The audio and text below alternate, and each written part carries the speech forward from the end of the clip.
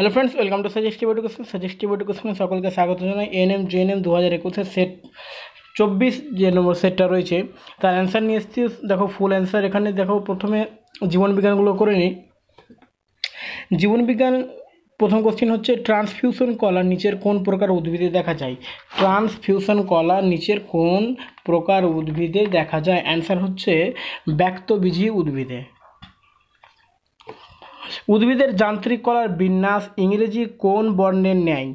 যান্ত্রিক কলার বিন্যাস ইংরেজি কোন বর্ণের ন্যায়? ZAIB। এখানে অ্যান্সার হচ্ছে আই। পারণ কোষ কোন প্রকার উদ্ভিদে দেখা যায়? পারণ কোষ কোন প্রকার উদ্ভিদে দেখা যায়? একবীজপত্রী উদ্ভিদে দেখা যায়। সূর্যমুখী ফুলের নালিকা বান্ডিল কোন প্রকারের? অ্যান্সার হচ্ছে মুক্ত সমপার্শ্বীয়। কোন উদ্ভিদে সীমাবন্ধনীয় স্তর দেখা যায়? অ্যান্সার হচ্ছে ভ্যান্ডা।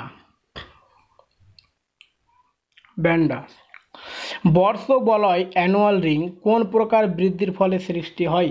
অ্যান্সার হচ্ছে গৌণ বৃদ্ধির ফলে। উদ্ভিদের বৃদ্ধির সঙ্গে কোন কলা সম্পর্কিত?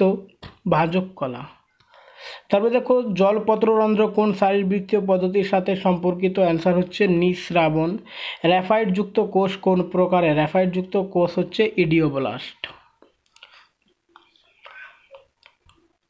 পরে কোশ্চেন দেখো, কোনটিকে কোষের প্রোটিন ফ্যাক্টরি বলে? প্রোটিন ফ্যাক্টরি হচ্ছে রাইবোজোম। মানবদেহের অণুচক্রিকার সংখ্যা স্বাভাবিকের তুলনায় কমে যাওয়াকে কি বলা হয়? কমে যাওয়াকে বলা হয় পারপিউরা। তারপরে পরে কোশ্চেনগুলো দেখো, হিমোসিল কি? হিমোসিল হচ্ছে রক্তপূর্ণ দেহগহ্বর। মানবদেহের রক্ত সঞ্চালন পদ্ধতির আবিষ্কর্তা কে? আবিষ্কর্তা হচ্ছে উইলিয়াম হার্ভে। ক্ষুদ্রতম ভাইরাস কোনটি? ক্ষুদ্রতম ভাইরাস হচ্ছে রাইনো ভাইরাস। কোন ভিটামিন টেকোফেরল নামে পরিচিত? কোন ভিটামিন টেকোফেরল নামে পরিচিত? অ্যান্সার হচ্ছে ভিটামিন ই। কোন কোষ HCl ক্ষরণ করে? প্যারাইটাল কোষ HCl ক্ষরণ করে। পরে কোশ্চেনগুলো দেখো, কুফার কোষ কোথায় থাকে? কুফার কোষ কোথায় থাকে? অ্যান্সার হচ্ছে যকৃতের সাইনোসয়েডের প্রাচীরে। নিম্নলিখিত কোন উপাদানের জন্য পিত্তরসের রং সবুজ হয়? পিত্তরসের রং সবুজ হয় বিলিরুবিনের জন্য। ভিটামিন আবিষ্কার করেন ফ্রাঙ্ক। তাহলে দেখো, কোনটি নাইট্রোজেন স্থিতিকারী ব্যাকটেরিয়া? নাইট্রোজেন স্থিতিকারী ব্যাকটেরিয়া হচ্ছে অ্যাজটোব্যাক্টর। পরে কোশ্চেন দেখো, শিশুদের ডিসলক্সিমা রোগের কারণ কি? শিশুদের ডিসলক্সিমা রোগের কারণ হচ্ছে সীসা দূষণ। যে জৈব ভিটামিন সংশ্লেষ করে তাকে বলা হয় প্রোভিটামিন।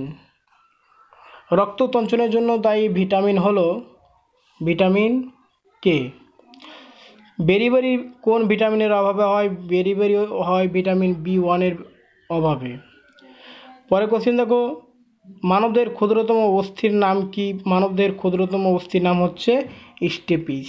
এটা কোথায় থাকে? আমরা সবাই জানি এটা কানের থাকে স্টেপিস। পরে কোশ্চেন দেখো, ভৌতবিজ্ঞান। ওয়াশিং মেশিনের কার্যপ্রণালী কোন নীতির ওপর নির্ভরশীল? কোন নীতির ওপর নির্ভরশীল? সেন্ট্রিফিউগেশন।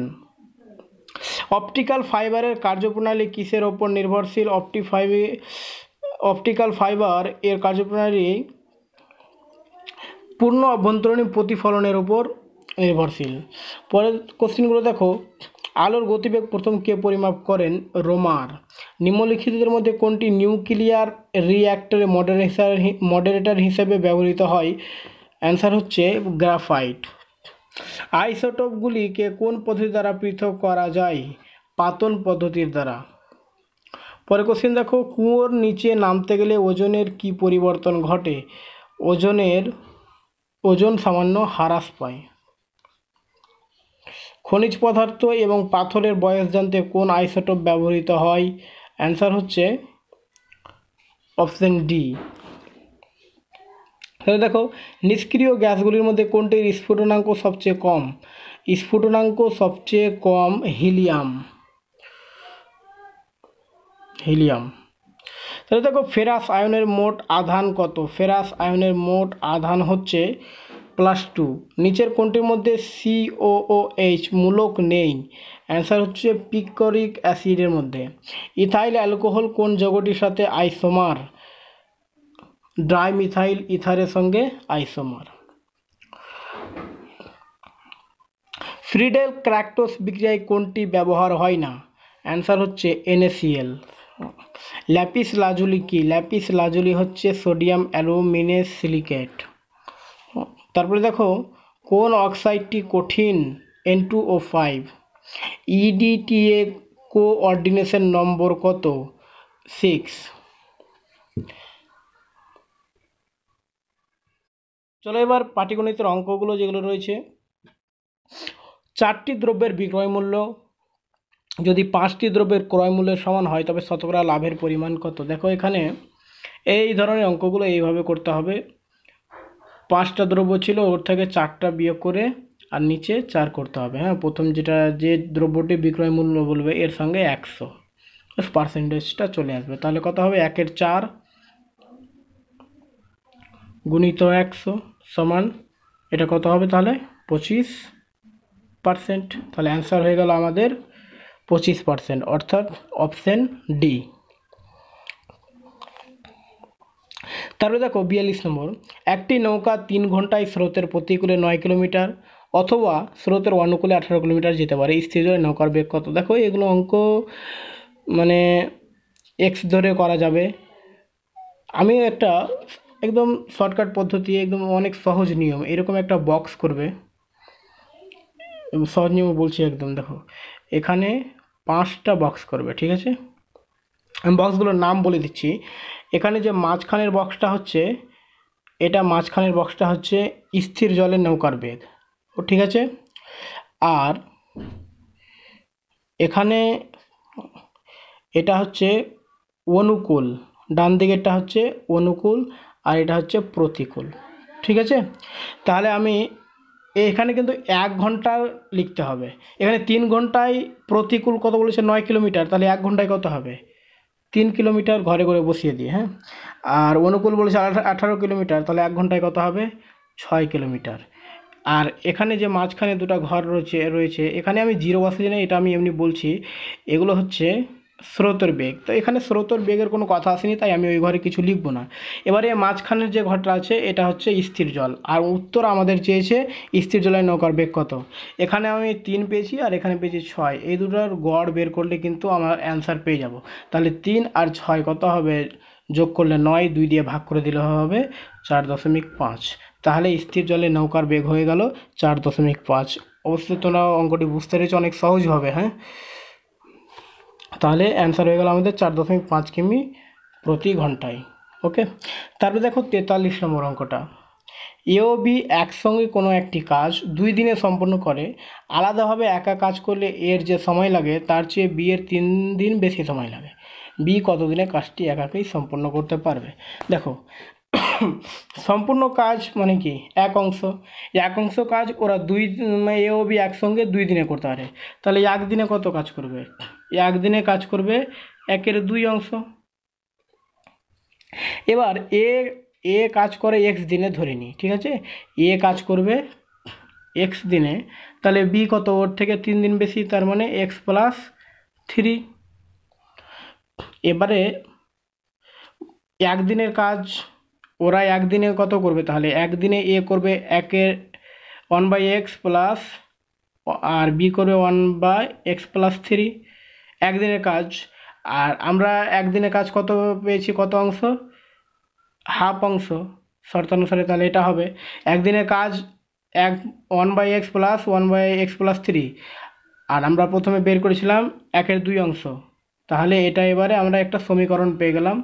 এখান থেকে এক্সের মানটা বের করলে আমরা পেয়ে যাব। এক্সের মান এখান থেকে বের করলে এক্সের মানটা আমরা পাবো 3, ঠিক আছে? এক্স মানে আমরা এ ধরেছিলাম, তাহলে উত্তর কিন্তু বি এর চেয়েছে। তাহলে এক্সের মান 3 হলে তাহলে উত্তর বি এর মান কত ছিল? x+3। তার মানে 3+3 সমান 6। হ্যাঁ, তাহলে অ্যান্সার হয়ে গেল 6। ওকে, অ্যান্সার হবে 6 দিন। তোমরা শুধু ওখানে যে 1/x প্লাস 1/x প্লাস 3 ছিল সমান ইকুয়াল টু দিয়ে 1/2 ওটা সমীকরণটা x এর মানটা বের করবে, তাহলে হয়ে যাবে পুরোটা।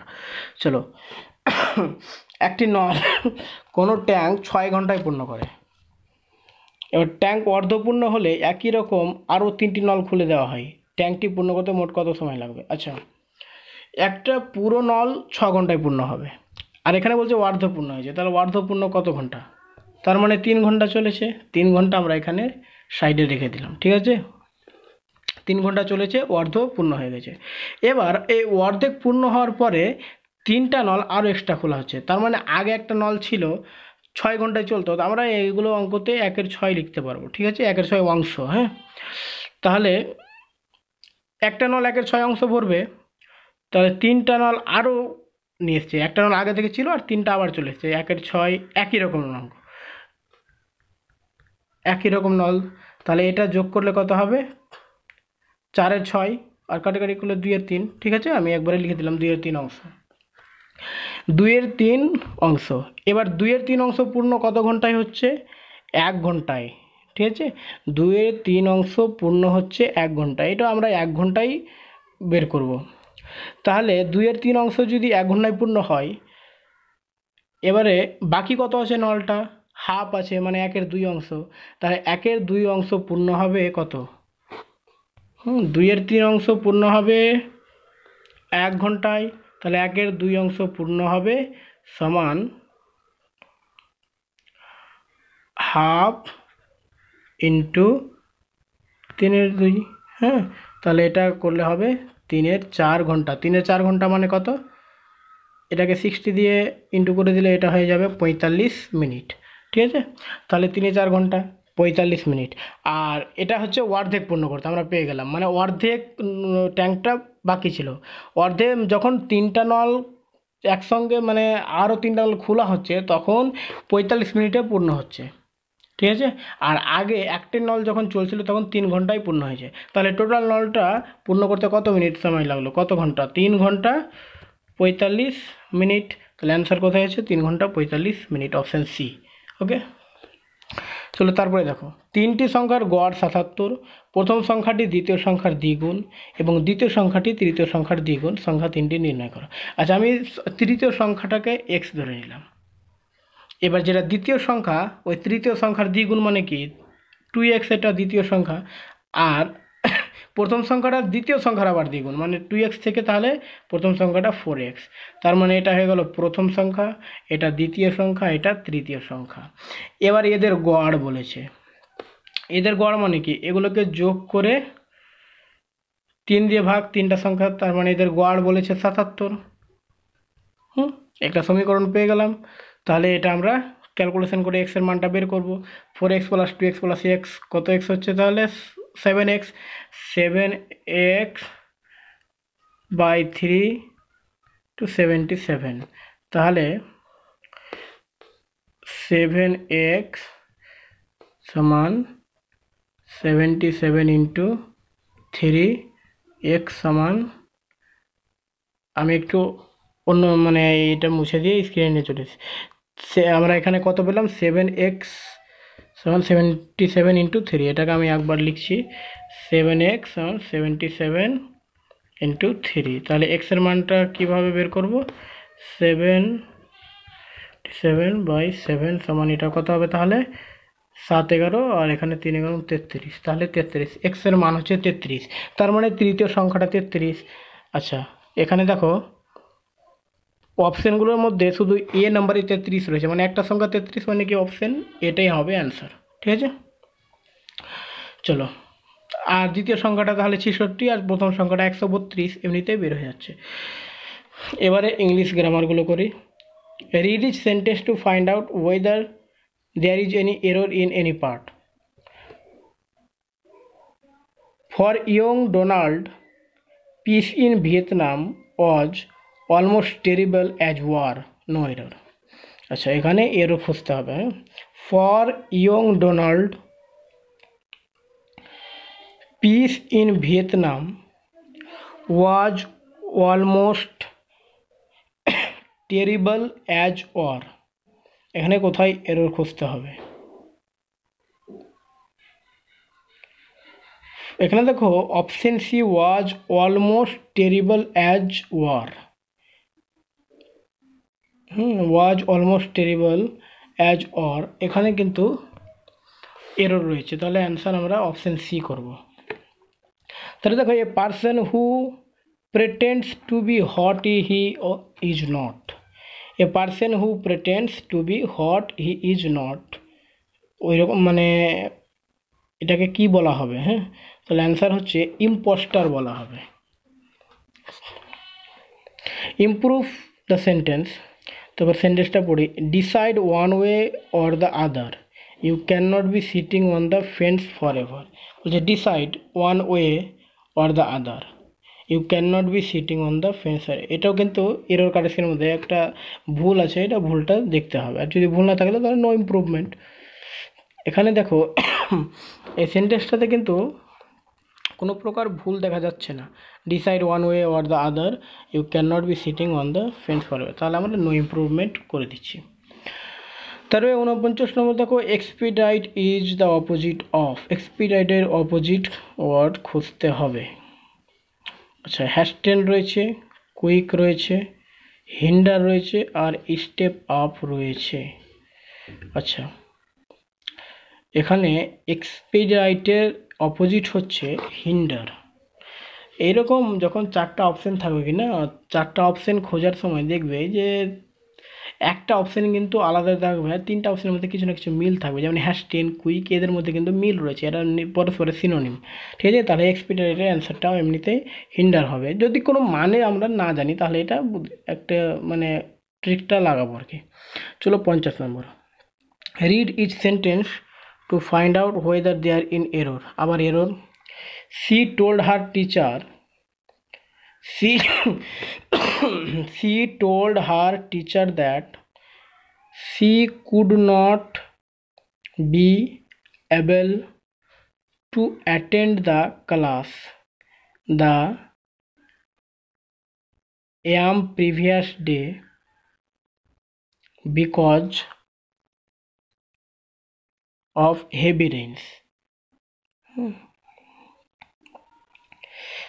দেখো she told her teacher that she, এখানে অপশান এটাতে কিন্তু আমরা কোনো এরর পাচ্ছি না। বি নম্বরে দেখো could not be able to attend the class, দেখো তারপরে দা লেখা আছে আর ইয়াম প্রিভিয়াস লেখা আছে, day because of heavy Reigns. এখানে তাহলে ক্লাসের পরে দাটা হবে না, অ্যাটেন্ড দ্য ক্লাস ওখান থেকে ক্লাসের পরে যে দাঁড় লেখা আছে এটা হবে না। ঠিক আছে, তাহলে আমরা অপশন বি এরর খুঁজে পেলাম। চলো 51 number, smallest units of meaning in a language. Smallest ইউনিটকে কি বলা হবে? স্মলেস্ট ইউনিটকে বলা হবে মরফিম। ল্যাঙ্গুয়েজের smallest unit morpheme. A person who enjoys pain is called, একটা মানুষ যে ব্যথা এনজয় করে, উপভোগ করে, তাকে বলা হয় ম্যাসোচিস্ট। তাহলে দেখো a research paper is which of the following, a research paper is which of the following, এখানকার মধ্যে কোনটা একটা রিসার্চ পেপার? এখানে argumentative papers, definition papers, interpretive papers, all of the above, তিনটেই কিন্তু research paper. One who believes in fate, যে নিজে ভাগ্যে বিশ্বাস করে তাকে কি বলা হয়? অ্যান্সার হচ্ছে ফ্যাটালিস্ট বলা হয়। তারপরে দেখো read each sentence to find out there in any error in any part. Though George is a honourable man, his activities arouse suspicion. দেখো এটা অনারেবল দেওয়া আছে, এর আগে কিন্তু আর্টিকেল এ বসে না, আর্টিকেল কি বসবে? অ্যান অনারেবল হবে, তাহলে আমরা অপশন বি আবার এরর খুঁজে পেলাম। ঠিক আছে, অ্যান অনারেবল হয়, এখানে এ অনারেবল লেখা আছে, তাহলে ভুলটা কোথায়? Option B. তাহলে জেনারেল নলেজ, ডানকান প্যাসেজ কোথায় অবস্থিত? ডানকান প্যাসেজ অবস্থিত গ্রেট আন্দামান ও লিটল আন্দামানে। পরে কোশ্চিন, সত্যজিৎ রায়ের পথের পাঁচালীর সঙ্গীত পরিচালক কে? সঙ্গীত পরিচালক হচ্ছে রবি শঙ্কর। মোসাদ কোন দেশের গোয়েন্দা বাহিনী? অ্যান্সার হচ্ছে ইসরায়েল। আন্দামান নিকোবর দ্বীপপুঞ্জ ভারতীয় ডাক ব্যবস্থার কোন জোনের অন্তর্গত? অ্যান্সার হচ্ছে 7। প্রয়াত হলেন ক্রীড়াবিদ প্রশান্ত ডোরা। তিনি কোন খেলার সাথে যুক্ত ছিলেন? প্রশান্ত ডোরা ফুটবলের সঙ্গে যুক্ত ছিলেন। তারপরে রয়েছে লজিক্যাল রিজনিং। ডিরেকশনটা পড়ে নাও তোমরা। এখানে 4টা অপশান দেওয়া আছে, তার মধ্যে 3টা একটা ওয়ার্ড থাকবে আর কি, হ্যাঁ, একটা আলাদা থাকবে। চলো দেখো, 23 রয়েছে, 37 রয়েছে, 21 রয়েছে, 31। হ্যাঁ, এখানকার মধ্যে একটা আলাদা কোনটা হবে? দেখো 23, 37, 31 এরা কিন্তু প্রাইম নাম্বার, মৌলিক সংখ্যা, অথচ 21টা কিন্তু প্রাইম নাম্বার নয়, তাহলে আলাদা হয়ে গেল 21। তারপর দেখো 62 নম্বর, এখানে কোন পেয়ার্স, কোন জোড়াটা আলাদা? ব্রহ্মপুত্র রিভার, ঠিক আছে, এটা ব্রহ্মপুত্র তো আমরা নদী জানি। সাহারা ডিজার্ট, এটাও ঠিক। আরাবল্লী ওসান, এমনিতে এটা ধরা পড়ে যাচ্ছে যে এটা ঠিক নয়। হ্যাঁ, আরাবল্লীটা কি পর্বত, তাহলে ওশান হবে না। অ্যান্সার হচ্ছে অপশন সি, ইউরোপ কন্টিনেন্ট, এটাও ঠিক আছে। তাহলে অ্যান্সার হয়ে গেল আরাবল্লী ওশানটা, অপশন সি, এটা আলাদা, পেয়ার্সটা এখানে মিল নেই। চলো 63 নম্বর, মাচ, মোস্ট, ব্যাড, ওয়ার্স, সিম্পল, সিম্পলার, লিটিল, লেস। আচ্ছা, ব্যাড ওয়ার্স, এখানে দেখো পজিটিভ থেকে কম্পারেটিভ ফর্ম লেখা আছে সবটা। ব্যাড থেকে ওয়ার্স, সিম্পল থেকে সিম্পলার, লিটিল থেকে লেস, কিন্তু মাচ থেকে মোস্টটা হবে না। মোস্ট কোথা কী থেকে হয়? মোর থেকে হয়, তাই তো, মোর থেকে মোস্ট হয়। তাহলে অ্যান্সার হয়ে গেল অপশন এ, অপশন এ, এটা হচ্ছে আলাদা। তারপরে দেখো একটা ছক রয়েছে, জিজ্ঞাসা চিহ্ন রয়েছে, এখানে জিজ্ঞাসা চিহ্ন কি হবে? দেখো 5কে 8 দিয়ে গুণ করলে কত হবে? 5 8 40, আর 40কে 10 দিয়ে গুণ করলে 400। তার মানে এই 3টা গুণ করে একটা অ্যান্সার পাচ্ছি, 6 9 54, 54কে 7 দিয়ে গুণ করলে 378, তাই তো।